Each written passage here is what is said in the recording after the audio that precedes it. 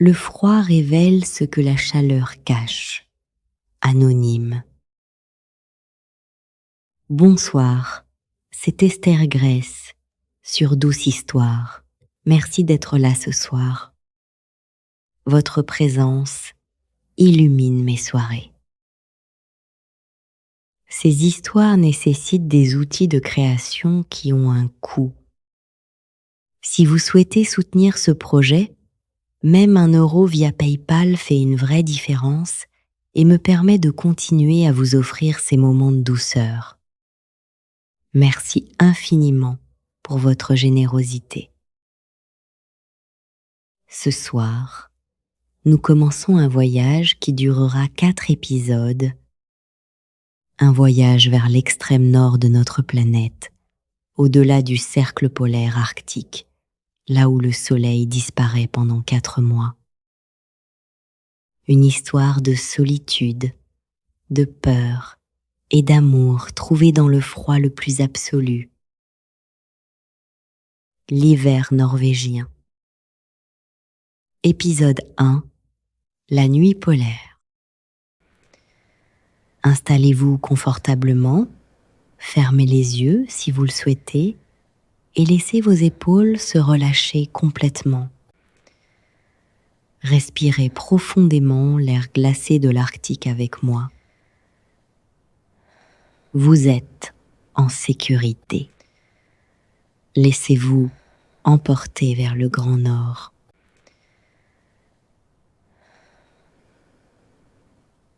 L'avion atterrit sur la piste de Longyearbyen dans un grondement métallique qui fit sursauter Lena. Elle regarda par le hublot et son cœur se serra. Dehors, il faisait nuit. Nuit noire, absolue, sans la moindre promesse d'aube. Et il était 2 heures de l'après-midi. Bienvenue au Svalbard, en novembre, pensa-t-elle avec un mélange d'excitation et d'appréhension. Bienvenue dans la nuit polaire. Lena Mercier avait 32 ans et elle fuyait. Oh, elle ne l'aurait jamais admis ainsi. Officiellement, elle était là pour la science. 6 mois de recherche sur le phytoplancton arctique et l'impact du réchauffement climatique. Une opportunité extraordinaire pour sa carrière de biologiste marine. Mais la vérité, c'est qu'elle avait besoin de mettre le plus de distance possible entre elle et Paris. Entre elle et son divorce, finalisé 3 mois plus tôt. Entre elle et cette vie qui s'était effondrée autour d'elle. Alors quand l'offre de poste temporaire à la station de recherche de Nid, Ålesand, était arrivée, elle avait dit oui sans réfléchir. 6 mois dans l'Arctique. 6 mois à 1000 km du pôle Nord. 6 mois dans l'endroit le plus isolé qu'elle pouvait imaginer. Parfait. L'aéroport de Longyearbyen était minuscule, une simple baraque en bois peinte en rouge au milieu d'un paysage lunaire de montagnes noires et de glace. Lena récupéra ses bagages et sortit dans le froid arctique. Le choc fut immédiat. Moins 30 degrés Celsius. L'air était si froid qu'il brûlait ses poumons à chaque inspiration. Son visage picotait malgré son écharpe. Ses cils gelaient presque instantanément. Vous devez être Lena Mercier. Elle se retourna et découvrit une femme d'une 50aine d'années, solidement charpentée, le visage buriné par le vent et le froid. Elle portait une combinaison arctique rouge vif et souriait chaleureusement. Docteur Ingrid Olsen, dit la femme avec un accent scandinave chantant, directrice de la station de Ny, Ålesund, bienvenue au Svalbard. Elles se serrèrent la main, puis Ingrid l'aida à charger ses bagages dans un vieux 4x4. « Comment était le vol depuis Oslo ?» demanda Ingrid en démarrant. « Langue, admit Lena. Mais les vues sur les montagnes étaient incroyables. » Attendez de voir le reste. Nous avons 1 heure de route jusqu'à Ny, au Lezon. Ce sera spectaculaire. Spectaculaire était un euphémisme. Alors qu'il roulait sur la route unique qui traversait le Svalbard, Lena découvrait un monde qu'elle n'aurait jamais pu imaginer. Des montagnes déchiquetées noires se dressaient de chaque côté, leurs sommets perdus dans l'obscurité. Des glaciers brillaient faiblement sous la lumière des phares du véhicule. Tout était silence et immensité. Et surtout, il y avait cette obscurité, est inférieure à dièse 1, est supérieure à cette nuit permanente qui pesait sur le paysage comme une présence vivante. Vous allez vous y habituer, dit Ingrid en remarquant l'expression de Lena. La nuit polaire dure jusqu'à fin février ici. 4 mois sans soleil. C'est déstabilisant au début, mais on s'adapte. Et les ours polaires ? Demanda Lena, se rappelant soudain les avertissements qu'elle avait lus. Ah oui, règle numéro 1 du Svalbard. Ne jamais sortir de la ville ou de la station sans fusil. Il y a plus d'ours polaires que d'humains ici. Ils sont magnifiques, mais mortellement dangereux. Lena déglutit. Dans quoi s'était-elle embarquée ? La station de recherche de Ny, Ålesund, apparut au bout d'1 heure de route cahoteuse. C'était un petit complexe de bâtiments colorés rouge, jaune, bleu, qui se détachaient contre le blanc de la neige et le noir des montagnes. Des lumières brillaient aux fenêtres, créant une impression de chaleur et de vie au milieu de ce désert glacé. « Nous sommes 12 cet hiver », expliqua Ingrid en se garant. Normalement, la station accueille jusqu'à 100 chercheurs en été, mais l'hiver, seuls les plus motivés restent. Elle sourit. Ou les plus fous, selon le point de vue. Elles entrèrent dans le bâtiment principal et la chaleur enveloppa Lena comme une couverture. Elle retira son bonnet et son écharpe, ses doigts encore engourdis par le froid. « Venez, je vais vous présenter l'équipe. Ils sont tous dans la salle commune pour le dîner. » La salle commune était une grande pièce chaleureuse avec des canapés usés, une longue table en bois et d'immenses fenêtres donnant sur l'obscurité extérieure. 8 personnes étaient rassemblées autour de la table, bavardant et riant tout en mangeant. Quand Lena entra, toutes les conversations s'arrêtèrent et tous les regards se tournèrent vers elle. Tout le monde, voici docteur Lena Mercier, notre nouvelle biologiste marine, annonça Ingrid. Les présentations suivirent dans un flou de noms et de visages souriants. Yuki, une climatologue japonaise d'une 20aine d'années, au sourire éclatant.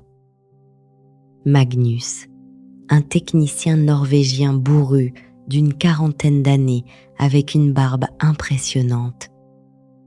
Pierre, un glaciologue français qu'elle connaissait vaguement de l'université. Et d'autres chercheurs dont elle oublia immédiatement les noms dans sa fatigue. Et puis, il y eut Eric. Il était assis au bout de la table, légèrement à l'écart des autres. Grand, la trentaine, des cheveux blonds presque blancs, des yeux d'un bleu glacier troublant. Il portait un pull norvégien épais et avait l'air parfaitement à l'aise dans ce monde de glace. Quand Ingrid le présenta à Erik Hansen, notre géologue et expert glacier, il hocha simplement la tête vers Lena sans sourire. « Bienvenue », dit-il d'une voix grave avec un léger accent norvégien. Puis il retourna à son assiette, comme si elle n'existait plus. Lena se sentit étrangement piquée par cette froideur. Tous les autres avaient été chaleureux et accueillants. Pourquoi ce type la traitait-il comme si elle était invisible ? « Ne fais pas attention à Eric », murmura Pierre, à côté d'elle en lui servant un ragoût fumant. « Il est comme ça avec tout le monde, un vrai ours polaire solitaire. » Lena mangea en silence, écoutant les conversations autour d'elle. L'équipe discutait de leurs recherches respectives, des conditions météo prévues pour la semaine, de la dernière livraison de provisions. C'était surréaliste. Il y a 2 jours, elle était à Paris dans son appartement vide. Maintenant, elle était à 1000 kilomètres du pôle Nord, entourée d'étrangers, dans une nuit qui ne finirait pas avant 4 mois. Une vague de panique la saisit soudain. Qu'est-ce qu'elle faisait là? Était-elle devenue folle? « Tout va bien ?» demanda Ingrid doucement. Lena se força à sourire. « Oui, juste fatiguée du voyage. »« Bien sûr. Venez, je vais vous montrer votre chambre. Demain, nous commencerons l'orientation et l'installation de votre laboratoire. » La chambre de Lena était petite mais fonctionnelle. Un lit étroit, un bureau, une armoire, une fenêtre donnant sur l'obscurité. Quand Ingrid fut partie, Lena s'assit sur le lit et regarda par la fenêtre. Dehors, il n'y avait rien. Juste le noir absolu de la nuit polaire. Pas d'étoiles ce soir, elles étaient cachées par les nuages. Pas de lune.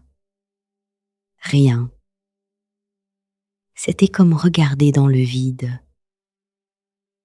Lena sentit les larmes monter. Elle les laissa couler silencieusement, fatiguée de les retenir. Elle pleurait son mariage raté. Elle pleurait sa vie parisienne qui n'avait plus de sens. Elle pleurait sa solitude. Et maintenant elle était ici, au bout du monde, plus seule que jamais. Mais être, pensa-t-elle en essuyant ses larmes, peut être que c'était exactement ce dont elle avait besoin. Un endroit où elle pourrait se perdre complètement pour mieux se retrouver. Elle se coucha et s'endormit au son du vent arctique qui hurlait contre les fenêtres. Lena se réveilla complètement désorientée. Sa chambre était plongée dans l'obscurité totale. Elle regarda son réveil, 9 heures du matin, 9 heures du matin, et il faisait nuit noire dehors. Elle resta allongée un moment, essayant de s'habituer à cette étrangeté. Son corps lui disait qu'il était encore temps de dormir. Son esprit savait qu'elle devait se lever. La nuit polaire allait être un défi, elle le comprenait déjà. Elle se força à sortir du lit, prit une douche rapide et s'habilla chaudement. Quand elle arriva à la salle commune, la plupart des chercheurs étaient déjà là, prenant leur petit déjeuner. « Bonjour » lança Yuki avec son sourire lumineux. « Bien dormi ?» « Comme une masse » admit Léna en se versant du café. « Mais c'est bizarre de se réveiller dans le noir. »« Tu t'y habitueras » dit Magnus de sa voix grave. « Après quelques semaines, ton corps oublie ce qu'est le soleil. » Il rit de sa propre blague, même si Léna n'était pas sûre que ce soit vraiment drôle. Ingrid entra dans la salle, une tablette à la main. « Léna, bonjour. Aujourd'hui, nous allons installer votre laboratoire et commencer votre formation de sécurité arctique. C'est obligatoire avant que vous puissiez sortir faire des prélèvements. » « D'accord, » dit Léna. « Qu'est-ce que ça implique ?»« Eric va s'occuper de vous former. Il connaît le terrain mieux que personne. » Le cœur de Léna se serra légèrement. Eric, le type froid et distant de la veille, génial. Comme s'il avait entendu son nom, Eric entra justement dans la salle commune. Il portait déjà sa combinaison arctique et tenait un fusil de chasse à l'épaule. « Prête ?» demanda-t-il à Léna sans préambule. Maintenant ?»« Oui, maintenant. Vous avez fini votre café ?» Léna avala rapidement les dernières gorgées. « Oui. »« Alors venez, nous avons beaucoup à couvrir. » Il tourna les talons et sortit sans attendre. Léna échangea un regard avec Yuki, qui lui fit un petit sourire compatissant. Puis, elle se dépêcha de suivre Eric. La matinée fut un tourbillon d'informations. Eric l'emmena d'abord dans la réserve d'équipement et lui montra comment s'habiller correctement pour l'Arctique. « 3 couches toujours, » expliqua-t-il d'une voix neutre et professionnelle. « Sous-vêtements thermiques, couche isolante, couche extérieure imperméable. Jamais de coton, ça retient l'humidité et vous gèle. Toujours de la laine ou des synthétiques. » Il lui tendit une combinaison arctique, rouge vif. « Ça, c'est votre meilleure amie. Ne sortez jamais sans elle. » Léna enfila la combinaison par-dessus ses vêtements. Elle était encombrante et la faisait ressembler à un ours en peluche géant, mais elle était incroyablement chaude. « Bottes arctiques », continua Eric en lui tendant des bottes massives. Bonnet qui couvre les oreilles. Gants doublés, gardez toujours une paire de rechanges dans vos poches. Lunettes de protection contre le vent. Il la regarda de haut en bas d'un œil critique. Bien, maintenant le fusil. Léna regarda l'arme qui lui tendait avec appréhension. « Je n'ai jamais tiré avec un fusil, » avoua-t-elle. « Vous allez apprendre. Ici, c'est une question de survie, pas de choix. » Il lui montra comment tenir l'arme, comment charger les cartouches, comment viser. Ses mains corrigeaient sa posture sans douceur particulière, mais sans brutalité non plus. Juste une efficacité professionnelle. Les ours polaires sont les plus grands prédateurs terrestres du monde, dit-il. Un mâle adulte peut peser 700 kilos et courir à 40 km/h. Si vous en croisez un, il faut d'abord faire du bruit, tirer des fusées de détresse, mais si ça ne suffit pas et qu'il charge. Il marqua une pause. Vous tirez pour tuer, pas de quartier, c'est lui ou vous. Léna déglutit. L'idée de tuer un ours polaire, même en légitime défense, la rendait malade. La meilleure stratégie est d'éviter la confrontation, continua Eric. Toujours vérifier les alentours avant de sortir, faire du bruit pour ne pas les surprendre, ne jamais s'approcher d'eux, même s'ils ont l'air calmes. Après le fusil vint la formation sur les crevasses, les avalanches, l'hypothermie, les engelures. Eric parlait d'une voix monotone, débitant les informations comme un manuel de sécurité vivant. Il ne souriait jamais, ne plaisantait jamais, ne posait aucune question personnelle. C'était comme être formé par un robot. Et pourtant, Léna ne pouvait s'empêcher de le regarder quand il ne faisait pas attention.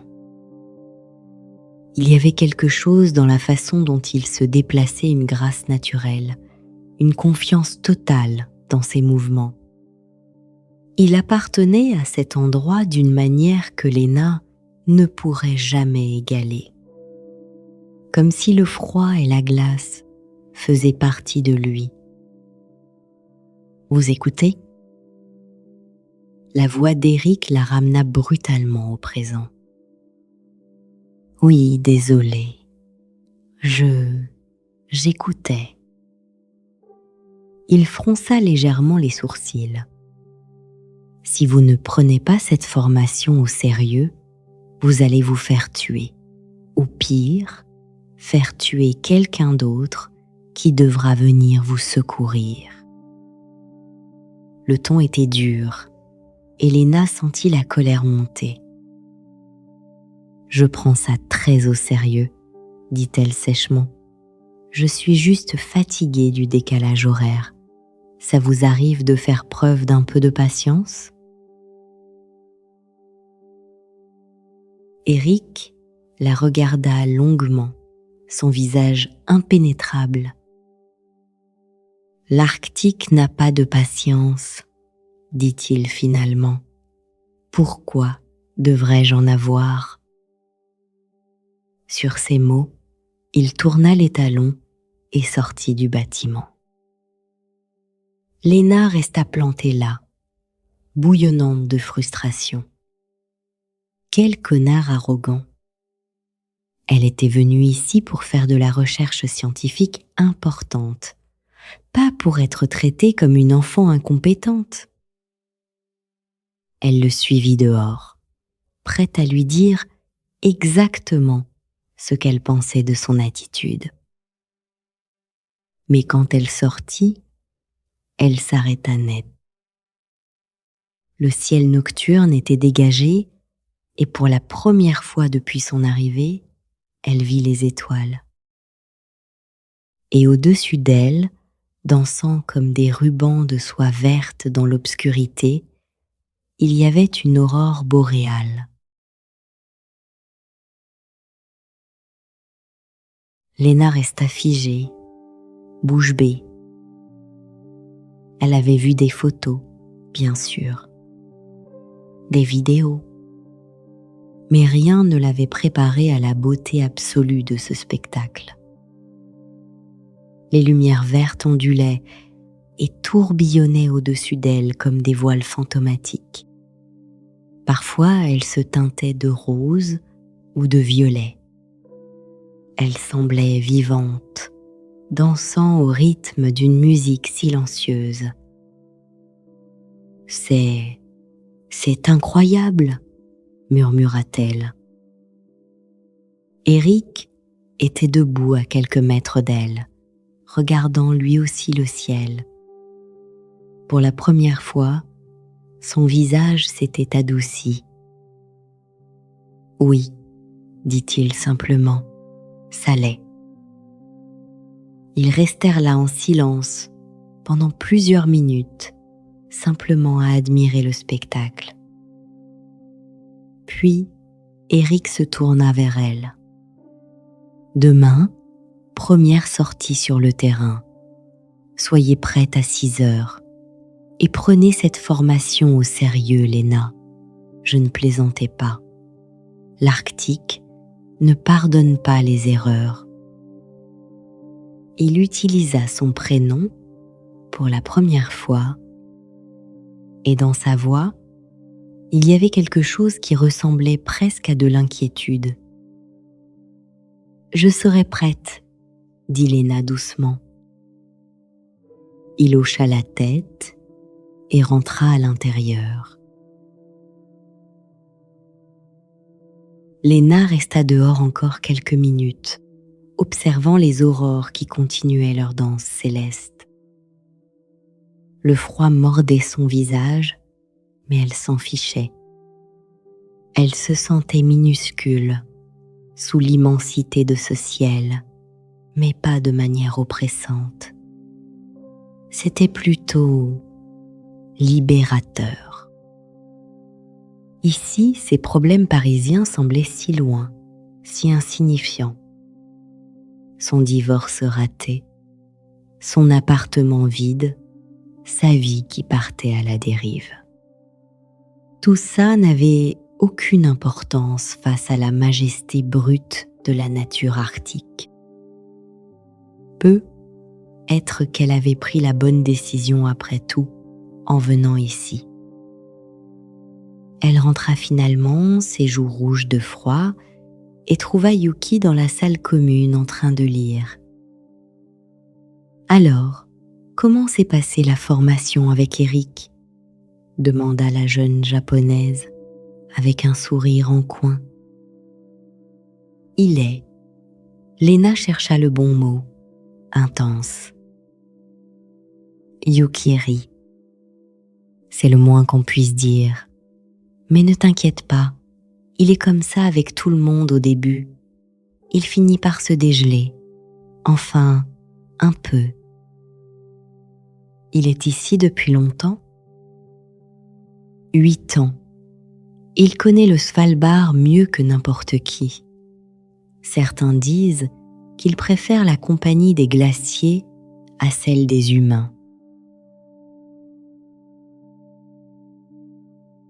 Léna s'installa sur le canapé à côté de Yuki. Pourquoi il est si distant? Yuki hésita. Ce n'est pas vraiment à moi de raconter son histoire, mais disons juste qu'il a vécu quelque chose de difficile il y a quelques années. Depuis, il garde ses distances. Léna hocha pensivement la tête. Ça expliquait certaines choses. En tout cas, continua Yuki, si tu dois faire des sorties terrain, il n'y a personne de mieux qu'Éric pour t'accompagner. Il peut être froid, mais il est compétent et il ne laisserait jamais rien t'arriver. Cette dernière phrase résonna étrangement dans l'esprit de Léna. Elle repensa à la façon dont Éric l'avait regardée quand il lui avait dit de prendre la formation au sérieux. Il y avait quelque chose dans ses yeux bleus glacial. Pas de la chaleur exactement, mais être, du souci. « Je vais me coucher », dit-elle en se levant. « Demain va être une longue journée. » Bonne nuit, Léna, et bienvenue dans notre petite famille arctique. Léna sourit et monta dans sa chambre.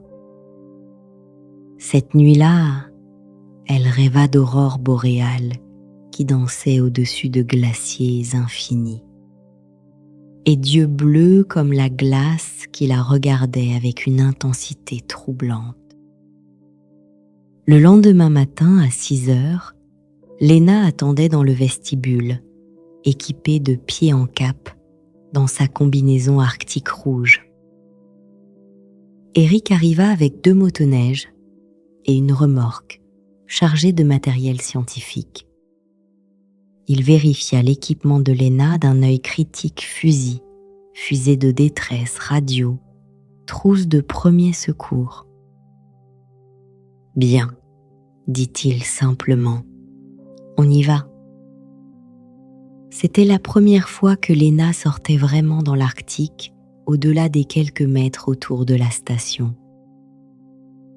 Le paysage qui s'offrit à elle lui coupa le souffle. Dans la faible lumière bleutée qui précédait ce qui aurait dû être l'aube, elle voyait des glaciers massifs descendre des montagnes, comme des rivières de glace figées. La neige recouvrait tout d'un blanc immaculé qui brillait faiblement. Le silence était absolu, troublé seulement par le ronronnement de leur motoneige. « On va au glacier Kongsvegen », expliqua Eric en conduisant. « Je dois prendre des mesures d'épaisseur de glace. Vous pourrez faire vos prélèvements d'eau à la source glaciaire. » Léna hocha la tête, trop concentrée sur le fait de s'accrocher à la motoneige qui bondissait sur le terrain irrégulier. Ils roulèrent pendant 40 minutes à travers un paysage de plus en plus désolé et magnifique. Eric s'arrêta finalement au pied d'un immense glacier. La paroi de glace se dressait devant eux, haute de plusieurs dizaines de mètres, d'un bleu profond presque irréel. « On marche à partir d'ici », dit Eric, en descendant de la motoneige. Il distribua l'équipement piolet, crampons, cordes. Puis il attacha Léna à lui avec une corde de sécurité. « Si vous tombez dans une crevasse, cette corde peut vous sauver la vie », expliqua-t-il en vérifiant le nœud. « Restez toujours à 3 mètres derrière moi.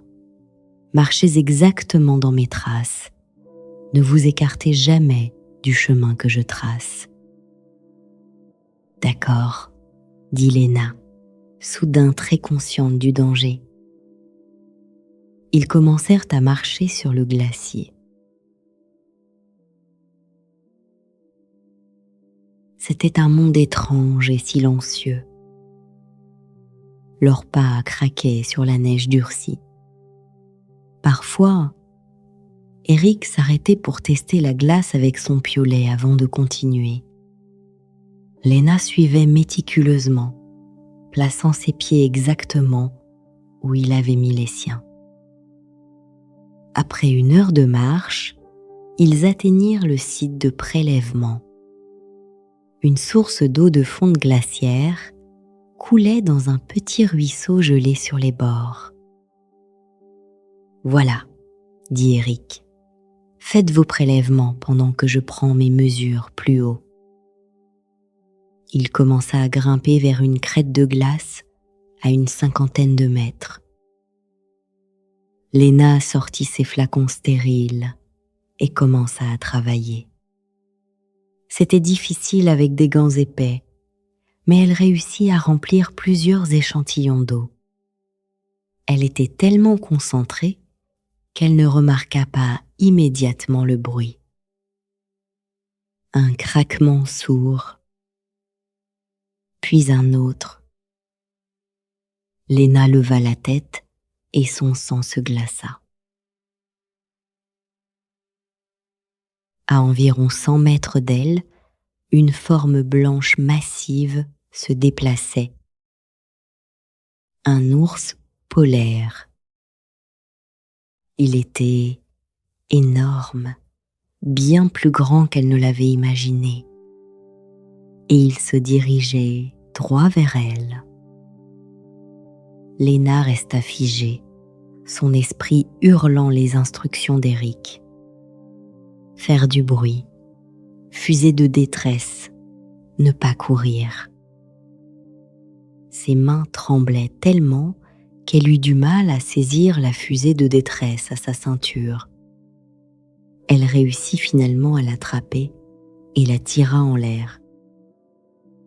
La fusée explosa dans le ciel avec un sifflement strident et une lumière rouge vif.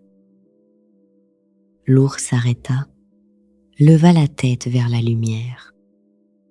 Mais il ne recula pas. Au contraire, il sembla curieux. Il se remit à avancer. 70 mètres, 50 mètres. Léna entendit soudain des pas précipités derrière elle. Eric dévalait la pente de glace à une vitesse terrifiante, son fusil déjà en main. « Ne bougez pas !» cria-t-il. Il se plaça entre Léna et l'ours, le fusil levé.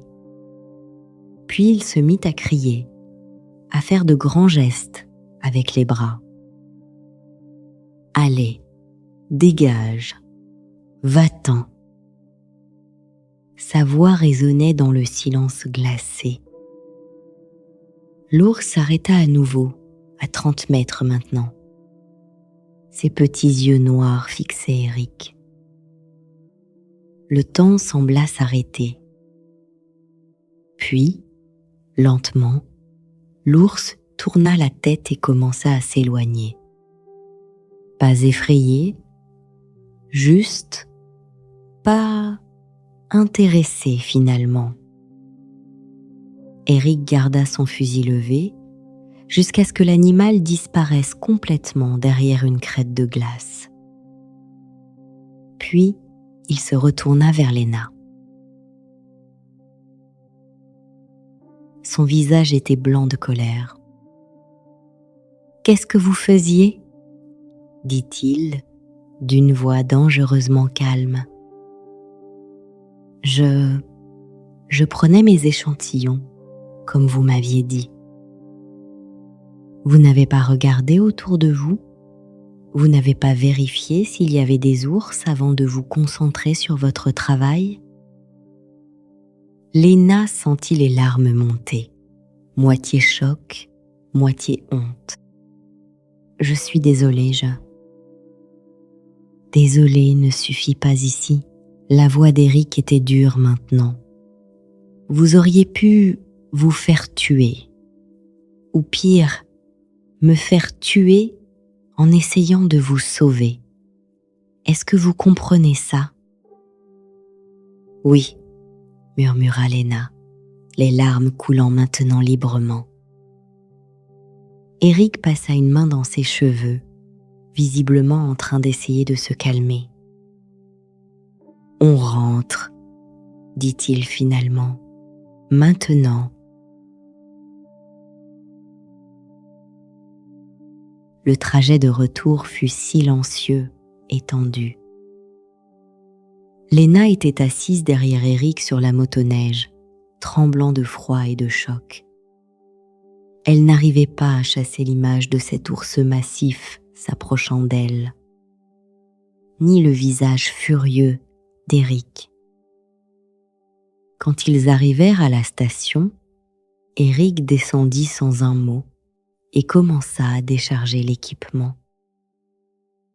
Eric, dit Léna doucement, je suis vraiment désolée. Il s'arrêta, le dos tourné vers elle. Vous n'êtes pas prête, dit-il sans se retourner. Vous avez besoin de plus de formation avant de retourner sur le terrain. S'il vous plaît, donnez-moi une autre chance. Je ferai plus attention. C'est pas une question de chance, dit Eric en se retournant finalement. Il la regarda intensément et pour la première fois, Léna vit quelque chose d'autre que de la froideur dans ses yeux bleus. De la peur. Une peur brute et sincère. Vous ne comprenez pas, dit-il plus doucement.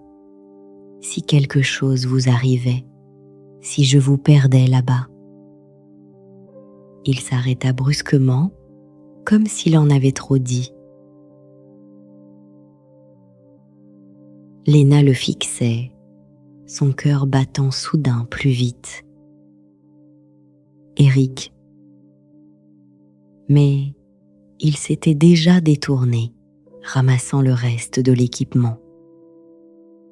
Reposez-vous, nous en reparlerons demain. Il rentra dans le bâtiment sans attendre sa réponse. Léna resta dehors quelques minutes, essayant de comprendre ce qui venait de se passer. Cette peur dans sa voix, cette vulnérabilité soudaine. Si je vous perdais, qu'est-ce que ça voulait dire ? Le reste de la journée, Léna l'évita. Ce n'était pas difficile. Eric semblait faire exactement la même chose. Elle passa l'après-midi dans son petit laboratoire à analyser ses échantillons, essayant de se concentrer sur son travail. Mais son esprit revenait sans cesse à ce moment sur le glacier. Le soir, elle mangea rapidement et se retira dans sa chambre. Elle s'allongea sur son lit, regardant l'obscurité par la fenêtre. 3 semaines qu'elle était là maintenant et la nuit polaire pesait de plus en plus lourd. Cette absence totale de soleil commençait à affecter son moral. Elle pensa à appeler ses parents en France, mais il était tard. Elle pensa à appeler son ex-mari, puis rit amèrement de cette idée ridicule. Elle était seule, complètement seule au bout du monde. Les larmes revinrent, et cette fois elle les laissa couler librement. Elle pleura sur son erreur aujourd'hui, sur sa solitude, sur sa vie qui semblait partir dans toutes les directions. À minuit, alors qu'elle était encore éveillée, quelqu'un frappa à sa porte. Léna se redressa, essuya rapidement ses larmes, est inférieure à dièse 1 et supérieure à oui. La porte s'ouvrit légèrement et Eric passa la tête. Il la regarda un instant, remarquant probablement ses yeux rouges, mais ne fit aucun commentaire. « Préparez-vous, dit-il simplement. On part demain à l'aube. Mission de 3 jours à une cabane de recherche isolée. Juste vous et moi. » Léna le fixait, surprise. Est inférieure à dièse 1 et supérieure à mais. Vous avez dit que je n'étais pas prête. Vous ne l'êtes pas, dit Eric. C'est pour ça qu'on va passer 3 jours ensemble. Je vais vous former correctement. Et quand on reviendra, vous serez prête. Il marqua une pause son regard intense dans la pénombre. Dormez, on part dans 6 heures, ça va être difficile. Puis il referma la porte et disparut dans le couloir. Léna resta assise sur son lit, le cœur battant. 3 jours, seule avec Éric, dans une cabane isolée au milieu de l'Arctique. Elle ne savait pas si elle devait être terrifiée ou excitée. Probablement les deux. Elle se recoucha et essaya de dormir, mais son esprit tourbillonnait. Demain, tout allait changer. Elle le sentait. Dans l'obscurité de la nuit polaire, quelque chose commençait à s'éveiller.